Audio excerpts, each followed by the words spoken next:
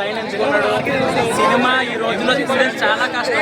అలాంటిది సోషల్ మీడియాలో తనకున్న అంటే నెగిటివా పాజిటివా ఎలా అనుకోవాలో తెలియదు కానీ చాలా గట్టి హైప్ వచ్చారు. అంటే తనని అవమానించినట్టుగా తనకు అలా అనిపించేసింది అనమాట.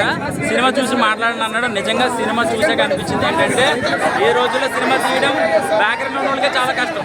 అట్లాంటిది ఒక కామన్ మ్యాన్కి వచ్చి ప్రాంకులు తీసుకుంటూ ఆ యూట్యూబ్ ద్వారా వచ్చిన డబ్బులతోటి జాగ్రత్తగా ఒక సినిమా తీయడం అనేది ఐమాక్స్లో రిలీజ్ చేయడం చాలా కష్టం.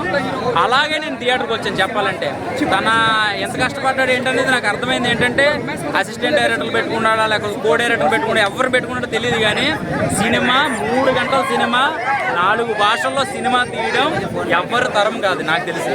ఎంత డబ్బు 10 కోట్లు పెట్టినా కూడా ఇంత జనం రావడం కూడా పక్కన పెట్టండి. ఆ టైం అలా కుదరాలి. రిలీజ్ డేట్లో అంతమంది జనం రావడం కుదరాలి. సో చాలా మందికి ఏముందంటే సగం మంది డబ్బులు ఇస్తూ వస్తారు లేకపోతే మామూలుగా వస్తారు. కానీ ఇంకొక సగం మంది ఏంటి ఇంత హైప్ అయింది ఏముంది వీడికి అంటే వీడిని ఎలాగా ఇంకా ఏదైనా లైన్ దొరికితే బాగుండేమో, అంత హైప్ ఇచ్చాడు కదా యూట్యూబ్లో, ఈ హైప్కి ఎలాగా తొక్కాలి అనే వాళ్ళకి సమాధానం సినిమా బాగా చెప్పింది. చెప్పాలంటే తన మీద ఎవరి మీద మాకు కక్ష ఏముండదు. కామన్ మ్యాన్ ఒక డైరెక్షన్ చేసి సినిమా తీయడం అనేది మాటలు కాదు చెప్పాలంటే.